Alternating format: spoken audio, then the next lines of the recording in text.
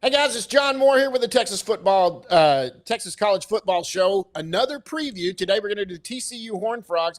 Joining me, somebody I know from back in another day. We were at another media outlet back then. Jamie's been covering the TCU Horned Frogs for a while now. You guys know him on Twitter as, what is it, Frog Preacher? At That's Frog right. Preacher? At Frog hmm Preacher, it's Jamie Plunkett. What's going on, Jamie? John, it's good to see you, man. Happy to hop on and talk Horned Frogs with you. Everything's going well over here and over at 24/7 Sports.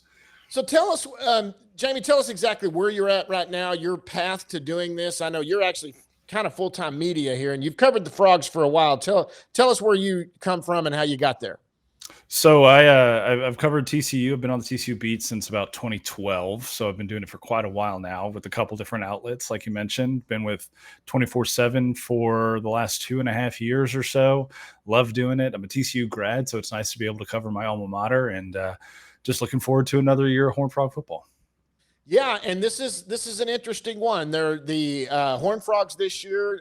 Probably a little disappointed last year where they are, but they've got Hoover coming back. We're going to get into that in a little bit.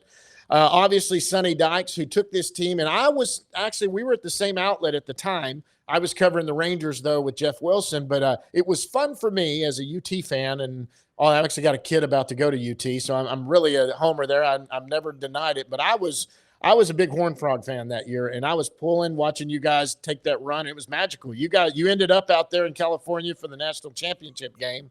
Didn't go the way they wanted, but man, No. what a season!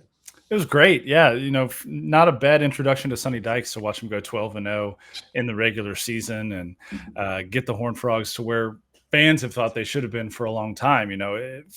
For so long as a TCU fan, the national championship never felt like a reality because they were always Yep. on the outside looking in, part of the WAC, the Mountain West, Conference USA.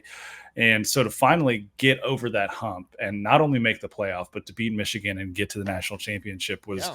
a thrill to cover, a thrill as a Horned Frog fan. Like you said, it didn't go the way many of us wanted, but I'll take a national championship appearance over any other bowl game or anything like that. So it was Well, a good hey, year. absolutely. And I'll tell you right now, as a Horn fan, they're going to be good this year. I'm excited about all of that. You know what? They've made the college football playoffs. They did not play for a national championship. TCU Horned Frogs did. hmm So, I mean, look, so when someone wants to go, yeah, call me when you're playing for the national championship, I got to sit here and eat it. That's true. I hadn't done that in 20 years or at least 15 before they did that again. But this show here, what we're going to do, we're covering all the FBS Division I teams in the state of Texas. There's 13 of them, and we're counting them down. We're going to start that first week, and I'm just going to kind of shuffle it each week depending on how it goes and doing that. I've done a quarterback show kind of ranking the quarterbacks, and I've done a coaches show ranking the coaches. And in fact, let's go in because Sonny Dykes has been there for a while now. I got Sonny Dykes. He was my number 5 coach. Going this year. And for those that wonder, I did not put Steve Sarkisian the number 1 coach, as though it would be real easy. And he might be very well the number 1 coach, but I was impressed with what happened at SMU making the CFP with less talent. That was pretty impressive.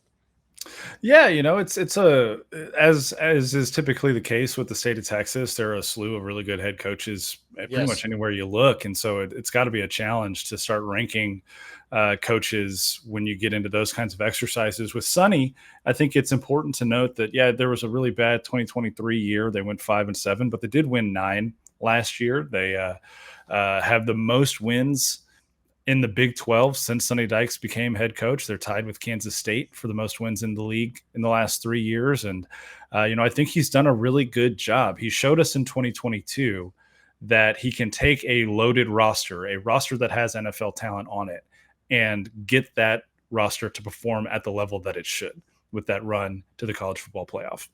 Now, the last couple of years, what we've been trying to find out with Sonny is, can he build a roster to that point? Can he Sure. get the roster back to that point where they can go on another run? And really, this is the year for him to show whether or not that he can do that. This is his fully his team now.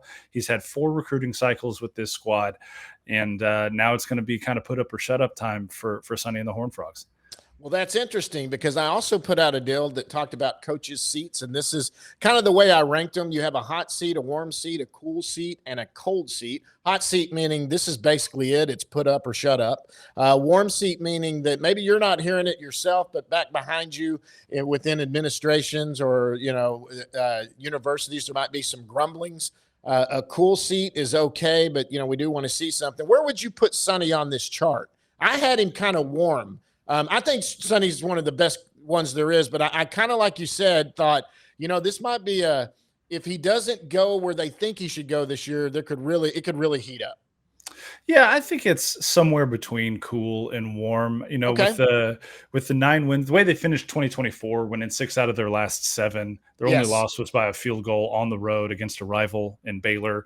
I think they ended 2024 really well. That bought him a lot of goodwill. Now, if this was the bye week last year when they were sitting there 3-3, coming off a loss to Houston in Fort Worth, the conversation might have been a little different. But Sure. the way he ended 24, he maintained a lot of his team in the as far as the recruiting cycle goes. They didn't lose a ton of transfers. They didn't really lose anybody of import in the transfer portal. They got some really good guys in. Their freshman class is already making an impact. And so I think there's an opportunity for him to kind of really fall down into the cool, cold section of that chart with a really good start against North Carolina in a couple weeks when the season gets rolling. Now, they start 2-3, 3-3, then we'll start to see it heat back up. But he's somewhere in that warm, cool kind of in between, I think, because of the way 2024 ended. And another thing you got to think about, John, is they just hired a new athletic director at TCU, right? Yeah. Mike Buddy's only been there since January. He's talked a lot in his first 6 or 7 months on the job about how much TCU is investing. And he said on the record a lot of times, he goes, if we're investing at the max level, finishing in the top half of the conference isn't good enough. And so Sure. you think about football, you think about basketball, you think about baseball at TCU, right? Right. Those are the teams that he's really kind of keeping an eye on to say, hey, we're making major investments in these areas. We've got to see a good return. Yeah, we want to see it. And as an alum, I know you feel that way. As a Texas fan, I mean, now that my son's going to go there, I guess I get to be more than a T-shirt fan a little bit. Now I have some money going there. But it's the same thing. Texas went through a 10-year drought, where you sit there from the outside going, I don't know, you're getting a lot of money to do that. I like Sonny. I have not met him personally. But I'm sorry, you take a team to the national championship. It's why I still had him 5. I'm like, that's impressive to me, that especially in your first year to make that run. But yeah, I'm wondering if it's starting to warm a little, and I'm pulling for, and what people don't get, and I've said this over and over, in every conference that these Texas schools are in, I want the Texas schools to do well. I want a Texas school to win the Big 12. I don't want ASU to win the Big 12 or Kansas State to win the Big 12. I want TCU or Tech or Houston, which I don't think will be there. Baylor might be someone. I don't know what they'll do there, but I want a Texas school to win it. I have said over and over, the best football in the country is played in Texas, whether it's at the college level or the high school level. A lot of the top talent in the country comes from the state of Texas. And that's what I like to see. So, I like the Sun Belt Conference. I want Texas State to run the table over there. I want to see Texas schools do it. So I want TCU to do well, and I'm rooting for him. When I say that he might be on a warm seat, it's not me going, I think he's going to get fired. It's like, you know what? TCU wants to see something happen. Yeah, they absolutely do. And I think there's a sentiment around the university and within the fan base too, that there's no reason that TCU can't be that top dog in the Big 12. You think about the investment that they've made financially, the location that they have in DFW, just a fertile recruiting ground. When Texas and Oklahoma were still in the league, the third best recruiting team in the conference year over year was TCU. So you're thinking, okay, well, they're bringing in the most talent typically in any given recruiting cycle.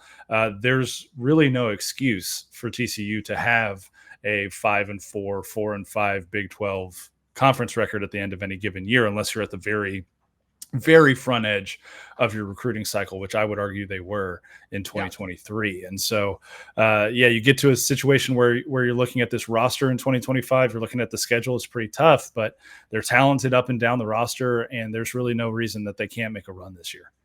And let's look at what happened last year. Last year, they did end the season at 9-4 overall. They were 6-3 in the Big 12. Kind of the notable ones for me was that Tech win, that they going over on Tech and Oklahoma State. You might have some different ones in your opinion. And they did end up winning the New Mexico Bowl there with 30-43 over Louisiana. But you know what?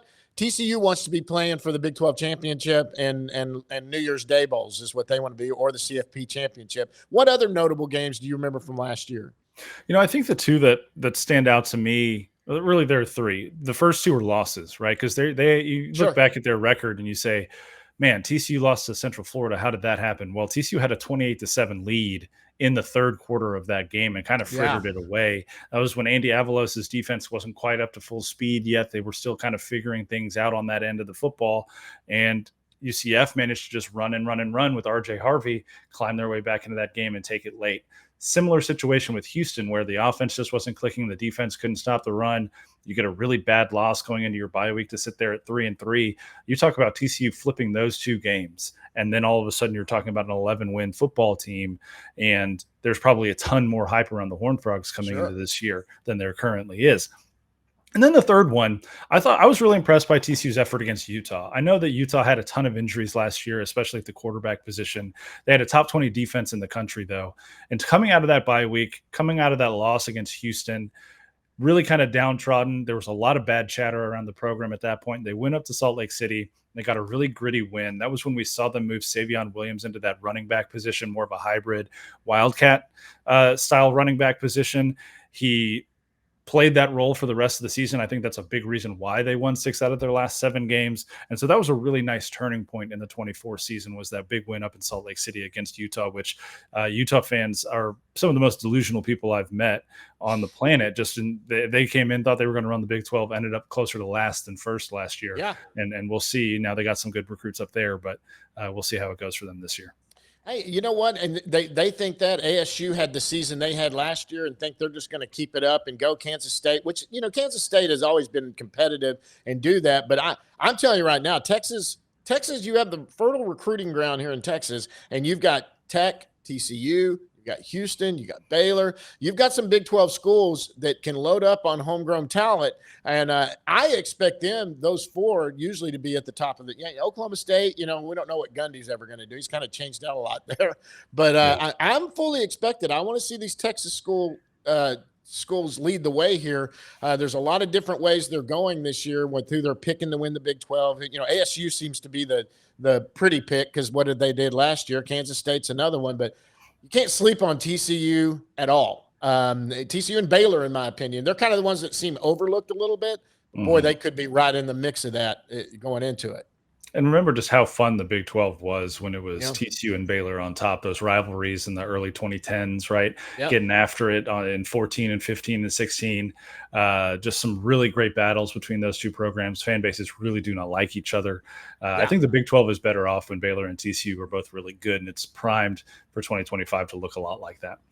Absolutely. It's the way that real Texas fans should feel about A&M. Yeah, it's fun to give each other crap and, all of that. And OU also, but when you're both good teams, it makes it that much more special. So you don't want, we beat Baylor this year, but it's to win that 6th game and go to a bowl, a New Mexico Bowl. You want that to be, this is deciding who goes to the Big 12 championship, or maybe we're playing again in the Big 12 championship. That's what you want. That makes that rivalry that much more special. Okay, let's look on the offensive side of the ball. And for every team, I'm only singling out one player on every team, and that's going to be quarterback.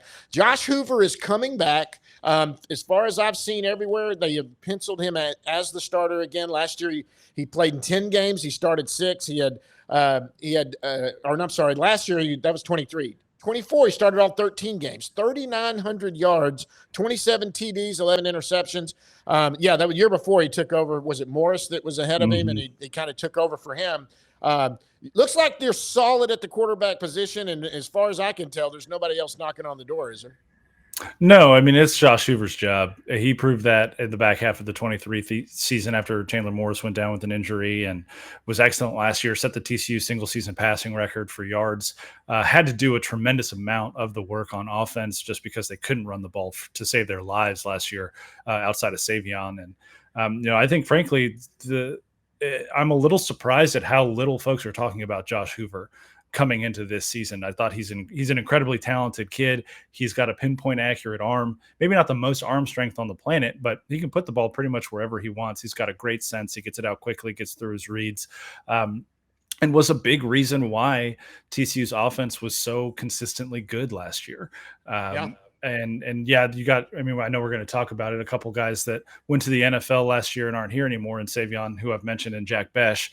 But he's got some really good talent around him. This offensive line's rebuilt, and I think they're going to be a better running team than they were last year. So Josh might not have to do as much in 2025 as he did last season, but I think he's primed to have another really big year for the Frogs. Well, and for those of you that are wondering what that number 5 is there, I ranked the quarterbacks, and I had Josh Hoover's number 5 out of the 13 Texas colleges, and that's good. I had Arch Manning 3. Everybody would think I would put Arch first because, boy, he's getting all the love. But, he may very well be the best quarterback in the state of Texas. I don't know, but he's only played and started 2 games. Josh Hoover has started – 19 games over 2 seasons, what he did last year. Right now, he wins cred with me right now, and that's what got him number 5. I think TCU at the quarterback position is pretty solid. Now, let's go into the rest of the offense and talk about that. Key returning starters. Who are some returning starters that are key for this team on the offensive side of the ball? Well, the big one to know is wide receiver Eric McAllister. So last year, you think about wide receivers at TCU, you think Savion, you think Bash, you think JP Richardson as kind of the big 3. Eric McAllister had over 700 receiving yards last year. He had 8 receptions in the first half of the TCU bowl game against Louisiana out in Albuquerque before he rested the rest of the game, as TCU kind of handled that one pretty easily. And he's a guy who has incredibly high expectations for himself, has high expectations for this offense, has high expectations for Hoover.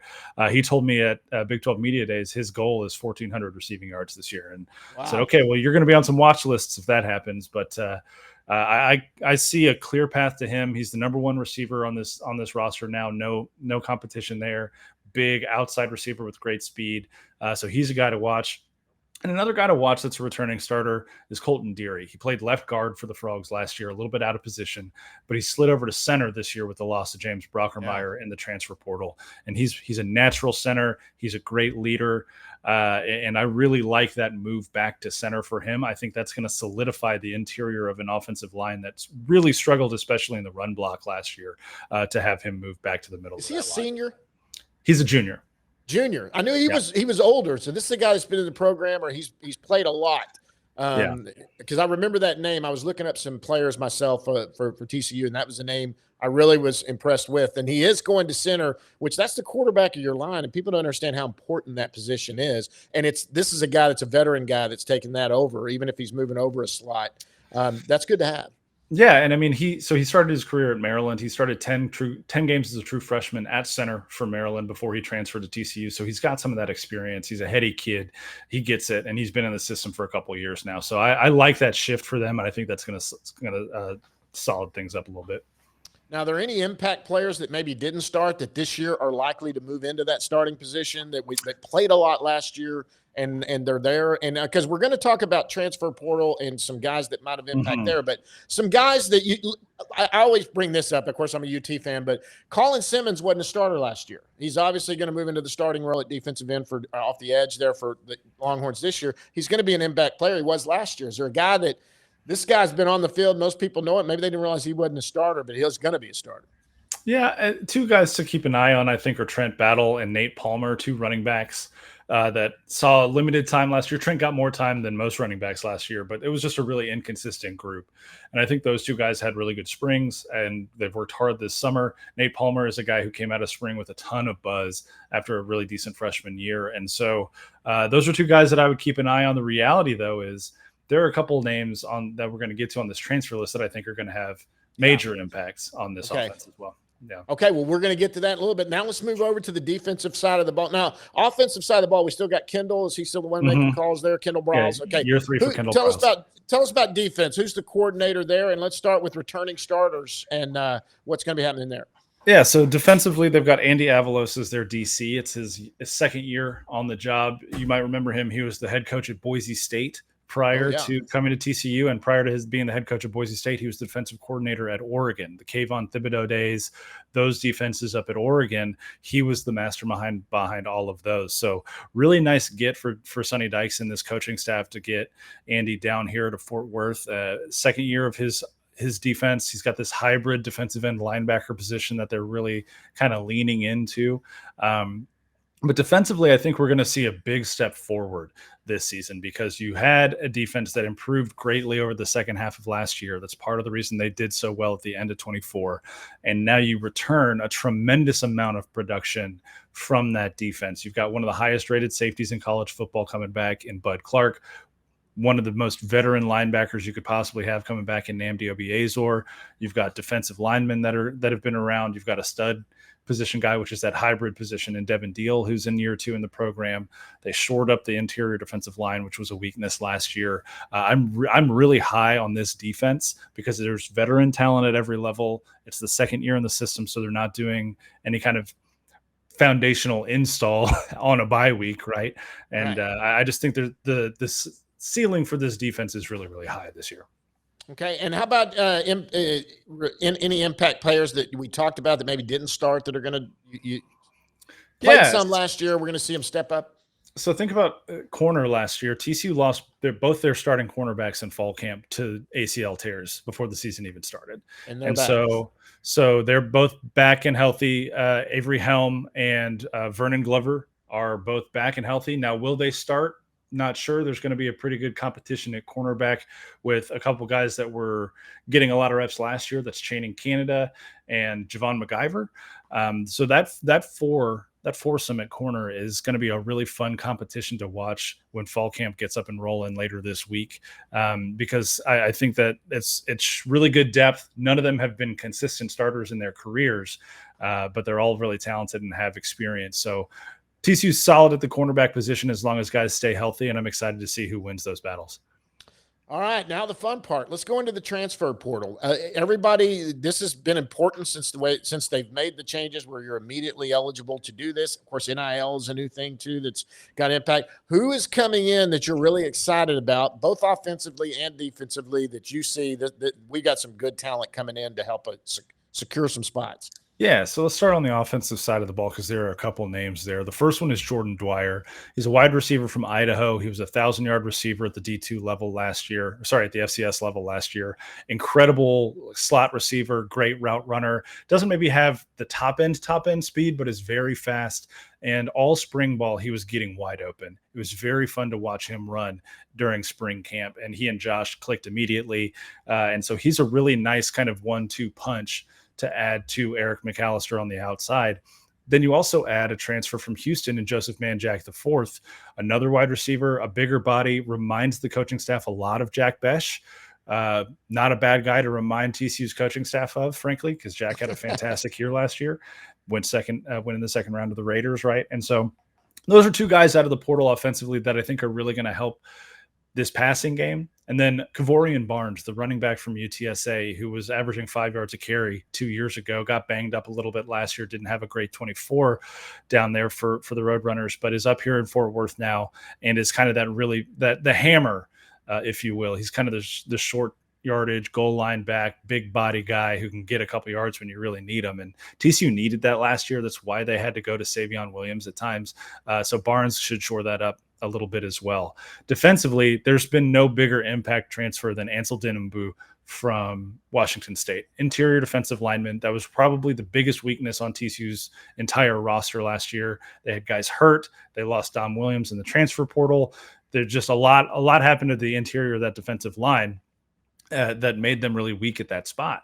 Ansel has come in and been a force. You also have Marquise Steele, who's healthy again. But Ansel Din has been fantastic.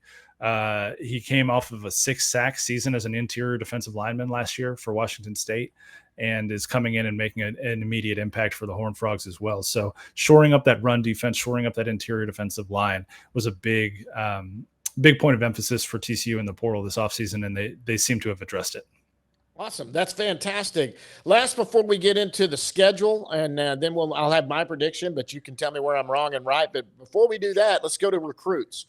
This is a big part of any good program, and that's recruiting. Any impact freshman you think that might get on the field or start? Yeah, so there's one that had a really good spring. It's another wide receiver, more of a slot type, and that's Ed Small. He was originally committed to Texas to play baseball, and an outfielder, really fast kid.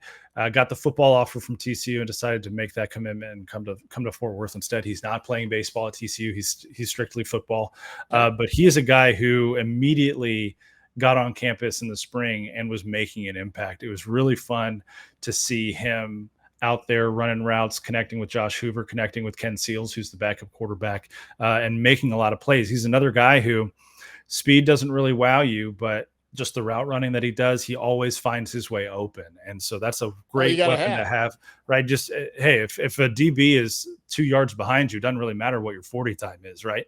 Exactly. And you get the ball in your hands and you can make something happen. So that's a kid to watch. Witten Van Noy is an offensive lineman who has been really impressive. I don't know exactly how much time he's going to get, but you can kind of compare him to the impact that Ryan Hughes had last year on the offensive line as a true freshman.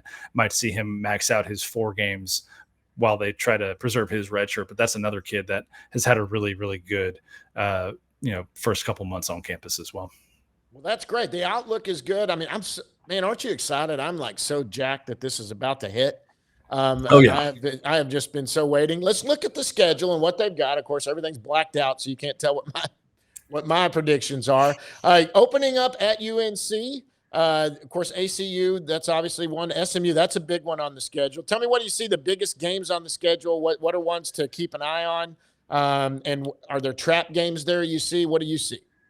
Look, I think if you want to talk about big games, trap games, all of the above, you got to start with North Carolina. It's Bill Belichick's first game as a head coach at the college level. TCU has had some experience in that realm before because they were Deion Sanders' first game as a coach at D1 college football a couple of years ago at Colorado. And that game didn't go well for the Horned Frogs. They ended up losing that game. It kind of killed their preseason momentum. And they never really bounced back from that. So, you're talking about, hey, what can they do to get off to a good start? Go up to North Carolina and beat the Tar Heels and see what you can do from there. So if you don't win week 1, you can't win them all, right? And sure. So they want to get off to a good start. I think Sonny has a better grip on how to handle Fame on the other sideline and just not to get distracted, not to let his players get too distracted by it, and just to get down to the nuts and bolts of what it's going to take to win that football game. Obviously, you want to beat your rivals, SMU and Baylor. You want to take those wins this year as well. But the really big game that I want to keep an eye on is that road game in November down in Houston. That's a team that embarrassed you on your home field last year. Yeah. If you can get to a situation in November where you're still in the hunt for a Big 12 championship and you've got Houston and Cincinnati left on the calendar, can you close out the season? Can you close out strong? Solidify a berth in the Big 12 championship, potentially put yourself in a spot to get to the college football playoff, go down, get that revenge win against Houston, and close things out at home against Cincinnati the next week. So what is a best case scenario? What do you see this team? Obviously 12-0, everyone would say that, but in what is a best case scenario you see?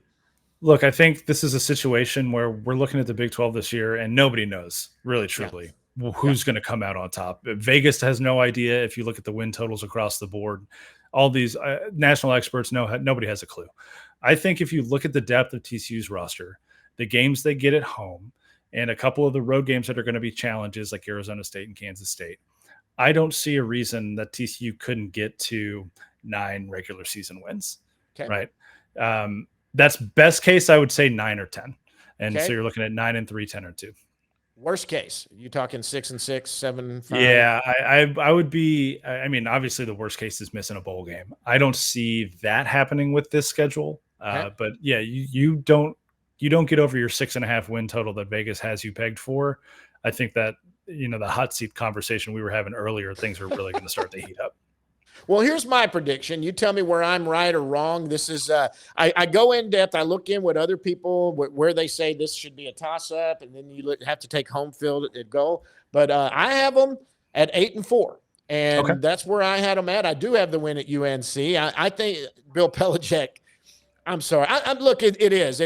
what a wonderful NFL coach he is, but this is the college game. And but I look at the losses that I have on there: BYU, SMU, ASU. I know the SMU game for sure.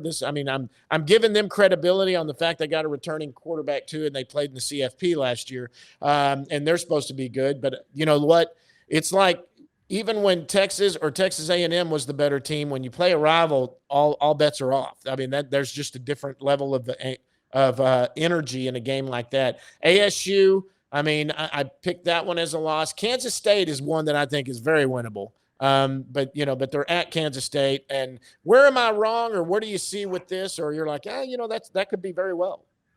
Yeah, I think this isn't anything outlandish. Truly, I think I could see this happening almost exactly as you have it written down. Arizona State's going to be a tough one. Kansas State's always tough on the road. That's a game that TCU typically struggles in. I'm interested to see who's playing quarterback for BYU now that Jake Retzlaff is gone. That's a game that is much more winnable without him at quarterback, I believe, than it was with him there. And I think there's a bitter taste in TCU's mouth about how the Iron Skillet game went last year. They 4 first quarter turnovers, spotted SMU 28 points off of turnovers last year, ended up losing by 28. Right. And so I think they want that one really bad. And they're going to come out on fire. That one's in Fort Worth. It's the last Skillet game on the schedule. These teams do not have plans to play any games in the future right now. And I think that one's going to have a little extra juice to it.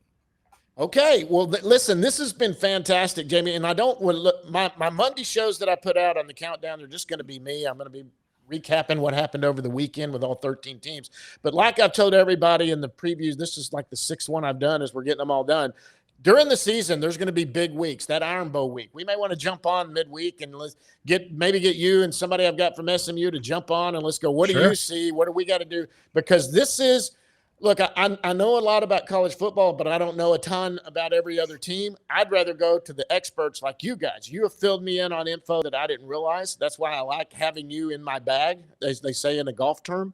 I've got Jamie in my bag. I can get him and go, hey, what's going on at offensive tackle? I saw something, and you can fill me in on what's up. That's why you keep these guys in your back pocket. But this has been fantastic, and I appreciate you coming on here. This is huge for TCU this year. I really feel good about them. I've got Sonny up there high. I've got Hoover up there high. And, I would love to be wrong. I'd love to see a 12-0 TCU doing what they did a couple weeks ago. Maybe me and you are meeting up to watch Texas play TCU in a CFP game, and we'll be having a beer and having fun. Man, I'm down for a beer or two if the Frogs and the Horns are meeting up in the college football playoff, John. Appreciate you having me on, man. Yeah. Hey, Jamie, thanks for joining me. Guys, we've got another one that'll be coming out. They're all coming up. For Jamie Plunkett, I'm John Moore. And until the next one comes out, we'll see you at the Gridiron.